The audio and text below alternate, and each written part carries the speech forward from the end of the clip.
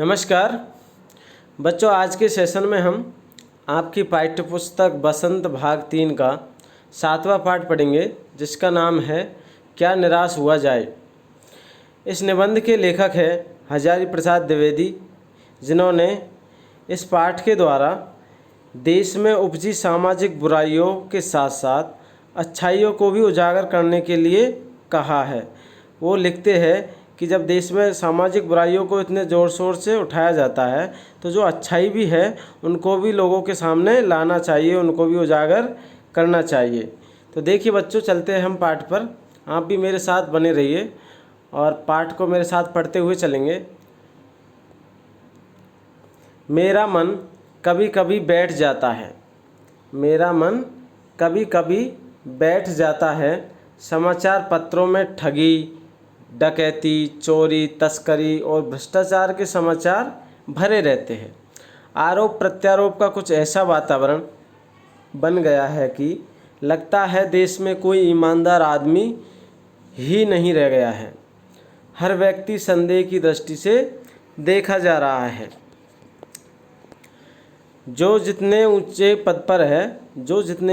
ऊंचे पद पर है उनमें उतने ही अधिक दोष दिखाए जाते हैं। अर्थात जो व्यक्ति जितने ऊंचे पद पर होता है उसमें समाज में उनके ज़्यादा ही दोष दिखाए जाते हैं। एक बहुत बड़े आदमी ने एक बार मुझसे कहा था कि इस समय सुखी वही है जो कुछ नहीं करता। जो कुछ भी करेगा उसमें लोग दोष खोजने लगेंगे, उसके सारे गुण भुला दिए जाएंगे और दोषों को बड़ा चढ़ाकर दिखाया जाने लगेगा।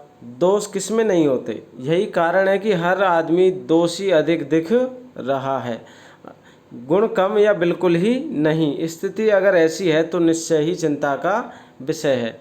अर्थात समाज में लोग एक दूसरे के दोषों पर ही ज़्यादा ध्यान देते हैं, जबकि ऐसा बिल्कुल नहीं है। उनके गुणों की तरफ भी ध्यान देना चाहिए, अर्थात व्यक्ति के गुणों को भी उजागर करना चाहिए। ये एक चिंता का विषय है लेखक के अनुसार। क्या यही भारतवर्ष है जिसका सपना तिलक, गांधी ने देखा था? रविंद्रनाथ ठाकुर और मदन मोहन मालवीय का महान संस्कृति सभ्य भारतवर्ष किस अतीत के गहर में डूब गया?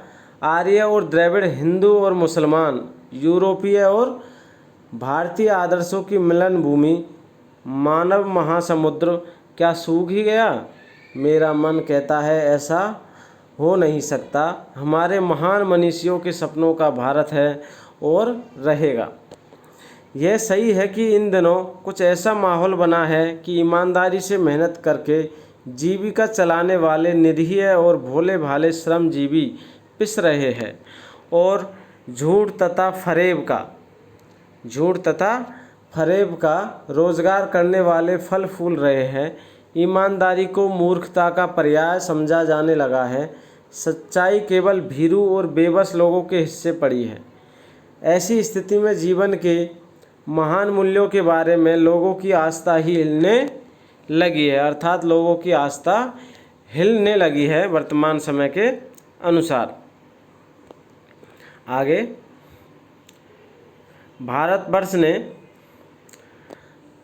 भारतवर्ष ने कभी भी भौतिक वस्तुओं के संग्रह को बहुत अधिक महत्व नहीं दिया है। उसकी दृष्टि से मनुष्य के भीतर जो महान आंतरिक गुण स्थिर भाव से बैठा हुआ है वही चरम और परम है। लोभ, मोह, काम, क्रोध आदि विचार मनुष्य में स्वाभाविक रूप से विद्यमान रहते हैं। अर्थात ये विचार सभी मनुष्य के अंदर लगभग मिल जाते हैं, लोभ, मोह, काम और क्रोध। पर उन्हें प्रधान शक्ति मान लेना और अपने मन तथा बुद्धि को उन्हीं के इशारों पर छोड़ देना बहुत बुरा आचरण है। अर्थात हमें अपना आचरण भी लोभ, मोह, काम और क्रोध के अनुसार नहीं करना चाहिए। अगर जो व्यक्ति ऐसा करता है तो वह बहुत ही बुरा आचरण करता है। भारतवर्ष ने कभी भी उन्हें उचित नहीं माना। उन्हें सदा संयम के बंधन से बांधकर रखने का प्रयत्न किया है, परंतु भूख की अपेक्षा नहीं की जा सकती। बीमार के लिए दवा की उपेक्षा नहीं की जा सकती। गुमराह को ठीक रास्ते पर ले जाने के लिए उपायों की अपेक्षा नहीं की जा सकती। हुआ यह कि इस देश के कोटि कोटि दरिद्र जनों की हीन अवस्था को दूर करने के लिए ऐसे अनेक कायदे और कानून बनाए गए हैं जो कृषि, उद्योग, वाणिज्य, शिक्षा और स्वास्थ्य की स्थिति को अधिक उन्नत और सुचारू बनाने के लक्ष्य से प्रेरित है। परंतु जिन लोगों को इन कार्यों में लगना है उनका मन सब समय पवित्र नहीं होता।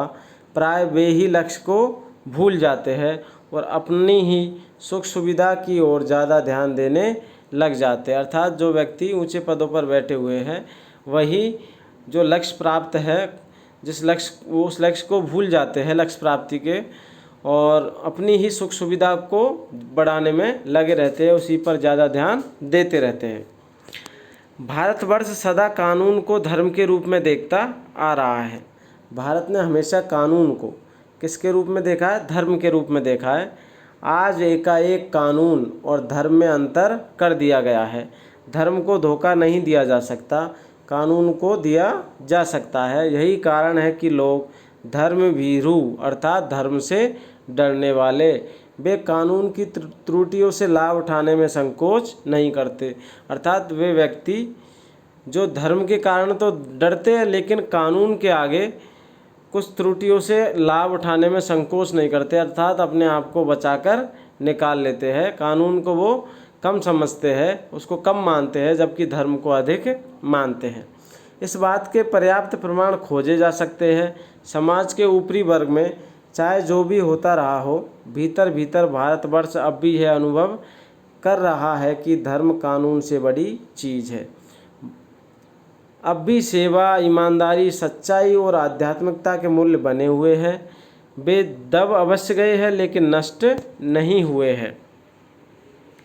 आज भी वह मनुष्य से प्रेम करता है, महिलाओं का सम्मान करता है, झूठ और चोरी को गलत समझता है, दूसरे को पीड़ा पहुंचाने को पाप समझता है। हर आदमी अपने व्यक्तिगत जीवन में इस बात का अनुभव करता है। समाचार पत्रों में जो भ्रष्टाचार के प्रति इतना आक्रोश है वह यही साबित करता है कि हम ऐसी चीज़ों को गलत समझते हैं और समाज में उन तत्वों की प्रतिष्ठा कम करना चाहते हैं जो गलत तरीके से धन या मान का संग्रह करते हैं, अर्थात धन या मान इकट्ठा करते हैं। दोषों का पर्दाफाश करना बुरी बात नहीं है। अगर किसी व्यक्ति में दोष है, समाज में दोष है, तो उसका पर्दाफाश जरूर करना चाहिए, ये कोई बुरी बात नहीं है। बुराई यह मालूम होती है कि किसी के आचरण के गलत पक्ष को उद्घाटित करके उसमें रस लिया जाता है। बुराई उस चीज़ में है जब कोई व्यक्ति गलत है और उसका पक्ष लेकर उसको बड़ा चढ़ाकर पेश किया जाता है और उसमें मज़े लिए जाते हैं, और दोषोद्घाटन को एकमात्र कर्तव्य मान लिया जाता है, अर्थात दोषों को निकालना एक कर्तव्य समझ लिया जाता है। बुराई में रस लेना बुरी बात है, अच्छाई में उतना ही रस लेकर उजागर न करना और भी बुरी बात है। बुराई में रस लेकर अगर तक किसी व्यक्ति में या समाज में बुराई है और आप उसका बड़ा चढ़ाकर गान कर रहे हैं और उसका रस ले रहे हैं, वो उतनी ही बुरी बात है। उससे ज़्यादा बुरी बात अच्छाई को में उतना ही रस लेकर उजागर न करना, अर्थात अच्छाई को उजागर नहीं करना, वो और भी बुरी बात है। सैकड़ों घटनाएं ऐसी घटित है जिन्हें उजागर करने से लोक चित्त में अच्छाई के प्रति अच्छी भावना जगती है। एक बार रेलवे स्टेशन पर लेखक अपने साथ घटित किसी वाक्य को यहाँ पर लिखा है कि एक बार रेलवे स्टेशन पर टिकट लेते हुए गलती से मैंने 10 के बजाय 100 रुपये का नोट दिया और मैं जल्दी गाड़ी में आकर बैठ गया। थोड़ी देर में टिकट बाबू उन दिनों के सेकंड क्लास के डिब्बे में हर आदमी का चेहरा पहचानता हुआ उपस्थित हुआ। उसने मुझे पहचान लिया और बड़ी विनम्रता के साथ मेरे हाथ में 90 रुपये रख दिए और बोला, यह बहुत गलती हो गई थी, आपने भी नहीं देखा, मैंने भी नहीं देखा। उसके चेहरे पर विचित्र संतोष की गरिमा थी और मैं चकित रह गया। अर्थात जो टिकट बाबू था उसको वापस पैसे लौटाने में बहुत ज़्यादा संतोष का अनुभव हो रहा था। कैसे कहूँ कि दुनिया से सच्चाई और ईमानदारी लुप्त हो गई है। वैसी अनेक अवांछित घटनाएं भी हुई है, परंतु यह एक घटना ठगी और वंचना की अनेक घटनाओं से अधिक शक्तिशाली है। एक बार मैं, अगली घटना को लेखक बताते हैं कि एक बार मैं बस में यात्रा कर रहा था। मेरे साथ मेरी पत्नी और 3 बच्चे भी थे। बस में कुछ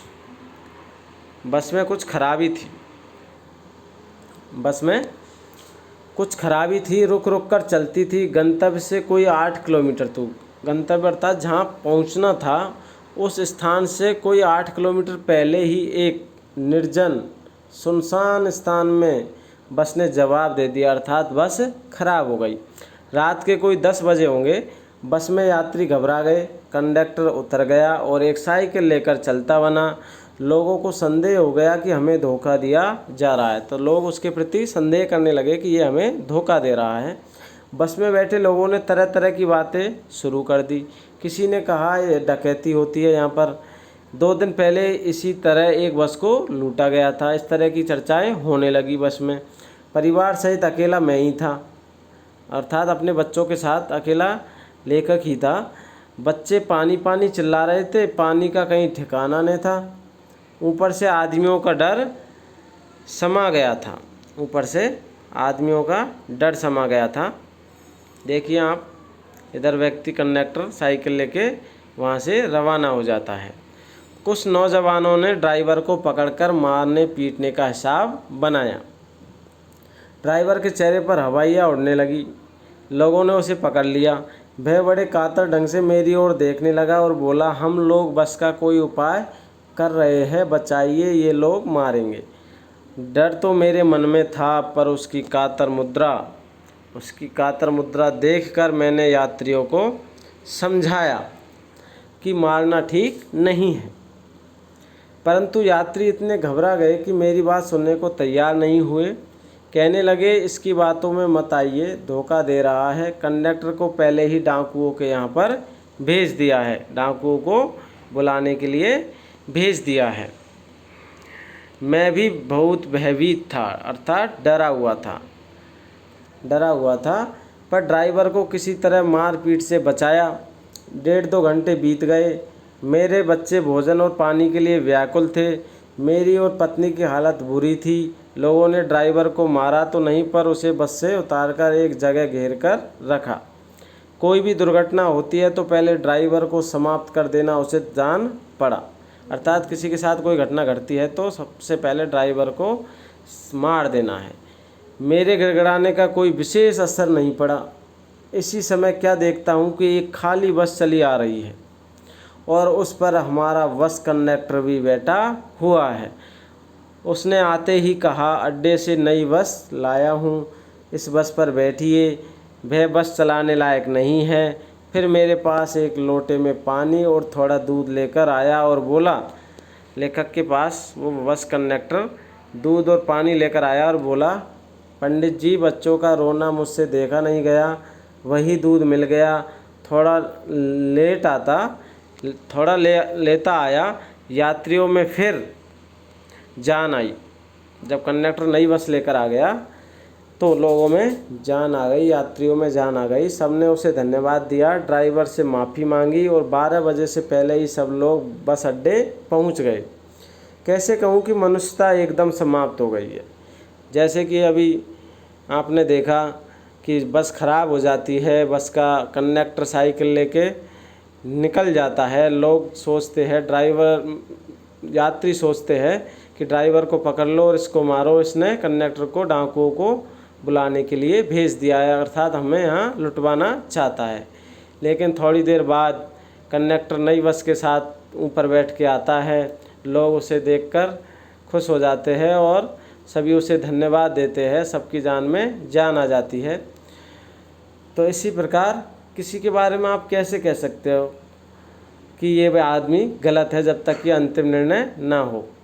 तो कैसे कहूँ कि मनुष्यता एकदम समाप्त हो गई है। लेखक कहता है कि मैं कैसे कहूँ कि मनुष्यता एकदम समाप्त हो गई है। कैसे कहूँ कि लोगों में दया माया रह ही नहीं गई। जीवन में जाने कितनी ऐसी घटनाएं हुई जिन्हें मैं भूल नहीं सकता। ठगा भी गया हूँ, धोखा भी खाया है, परंतु कम स्थलों पर विश्वासघात नाम की चीज़ मिलती है।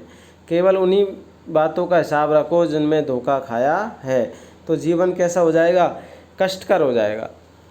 यदि आप अपने जीवन में उन्हीं बातों को याद रखोगे जिसमें आपने धोखा खाया है, या किसी ने आपको ठगा है, या किसी ने आपसे गलत व्यवहार किया है, तो आपके जीवन में क्या होगा? कष्ट होगा, ज़्यादा से ज़्यादा दुखी होगा, मन हमेशा दुखी रहेगा। परंतु ऐसी घटनाएं भी बहुत कम नहीं हैं। कौन सी घटनाएं? जब लोगों ने अकारण ही हमारी सहायता की है, अकारण ही, बिना कारण के ही लोगों ने सहायता की है। निराश मन को ढांढस दिया है। जब हमारा मन निराश था तब हमारे मन को सांत्वना दी है, ढांढस दिया है और हिम्मत बंधाई है। कविवर रविंद्रनाथ ठाकुर ने अपने प्रार्थना गीत में भगवान से प्रार्थना की थी कि संसार में केवल नुकसान ही उठाना पड़े, धोखा ही खाना पड़े, तो ऐसे अवसरों पर भी हे प्रभु मुझे ऐसी शक्ति दो कि मैं तुम्हारे ऊपर संदेह न करूं। मनुष्य की बनाई विधियाँ गलत नतीजे तक पहुंच रही है, तो इन्हें बदलना होगा। वस्तुतः आए दिन इन्हें बदला ही जा रहा है, लेकिन अब भी आशा की ज्योति बुझी नहीं है। महान भारतवर्ष को पाने की संभावना बनी हुई है, बनी रहेगी। मेरे मन निराश होने की ज़रूरत नहीं है। लेखक हजारी प्रसाद द्विवेदी। तो बच्चों, आपको ये निबंध कैसा लगा? आशा है आपको समझ में आया होगा। अगले वीडियो में हम बच्चों इस पाठ के प्रश्न अभ्यासों को हल करेंगे। तब तक आप इस वीडियो को लाइक कीजिए, दोस्तों के साथ शेयर कीजिए और मेरे चैनल को सब्सक्राइब करना बिल्कुल ना भूलें। धन्यवाद।